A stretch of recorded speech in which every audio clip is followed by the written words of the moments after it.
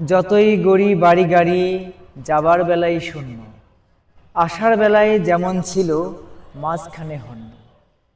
নাম যশ খ্যাতি অর্থ করি, বাড়ি গাড়ি নারী, যত কিছুই আমরা অর্জন উপার্জন করি না কেন, নির্ধারিত সময় শেষে চলে যেতে হবে না ফেরার দেশে। সমস্ত কিছুই রেখে, শহরে বন্দরে নগরে গ্রামে গঞ্জে, দেশ ছেড়ে বিদেশে, প্রিয়জনদের প্রয়োজন মেটাবার নেশায় কত শত আয়োজনে ছুটে বেড়াই আমরা। রাতের আধারে দিনের আলোয় মেনে নিতে না পারলেও মানিয়ে নেওয়ার কত শত চেষ্টাই, আমাদের ব্যস্ততার শেষ নেই। আমরা অনেক কিছু পেতে চাই, অনেক কিছু করতে চাই, নিজেদের কেমন একটা স্তরে পৌঁছাতে চাই যেখান থেকে তুলনামূলকভাবে অন্যদের চেয়ে আমায় ব্যতিক্রম মনে হয়। সমাজের অন্যান্য মানুষ আমায় মূল্যায়ন করে ব্যতিক্রমভাবে, অন্যদের চেয়ে ভিন্ন কায়দায়।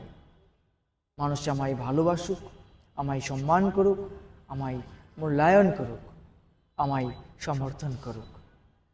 আরো কত কিছু চাই।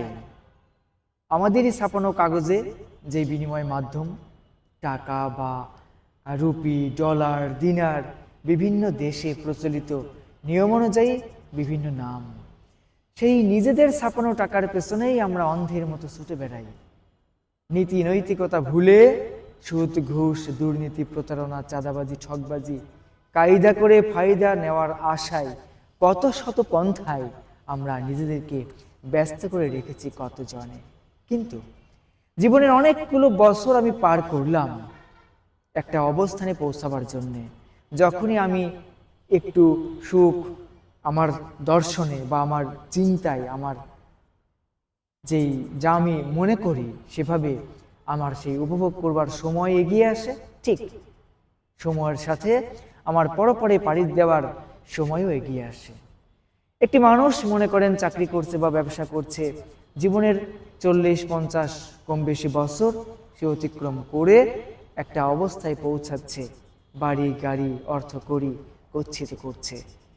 ঠিক তার কিন্তু এগুলো যখন ভোগ করবার সময় এগিয়ে আসছে, জীবনের পেশাগত জীবন থেকে অবসর নেওয়ার সাথে সাথে না ফেরার দেশে চিরদিনের জন্য বিদায় নেবারও সময় এগিয়ে আসে।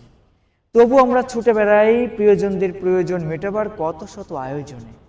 আমরা থেকে যেতে চাই সাময়িক নির্ধারিত এই পার্থিব জীবনে। আমরা ভুলে গেছি আমরা কেন এসেছি আর কি করছি। যতটুকু সময় আছি আমাদের ব্যক্তি জীবন, আমাদের শিক্ষা জীবন, আমাদের কর্মজীবন, আমাদের পারিবারিক জীবন এবং পার্থিব জীবন, কারো উপকার করতে নাও যদি পারি, অপকারের কারণ সৃষ্টি না করি, ভালো থাকি, ভালো রাখি এবং কেন এসেছি সে দর্শন যেন মাথায় রাখি। হতে পারে হিন্দু, বৌদ্ধ, খ্রিস্টান, নাস্তিক কিংবা মুসলিম, মহান সৃষ্টিকর্তা আমাদেরকে কেন পাঠিয়েছেন, আমাদের বেঁচে থাকবার জন্য প্রয়োজনীয় সমস্ত উপকরণ ফ্রি করে দিয়েছেন। এগুলোই আমরা আকার আকৃতি পরিবর্তন করে বিভিন্ন মোড়কে মুড়িয়ে নিজেদের খেয়াল খুশি মতো বাজারজাত করছি, আর কিছু বিনিময় মাধ্যমে আমরা বিনিময় প্রথা প্রচলিত রেখেছি, এই আর কি। তবে প্রত্যাশিত মতে হাঁটতে হয় সে পথে। আমি কোথায় যেতে চাই, কি করতে চাই, কি হতে চাই, বা কিভাবে আমি নিজেকে বা আমার পরবর্তী প্রজন্মকে ইহকালে এবং পরকালে দেখতে চাই।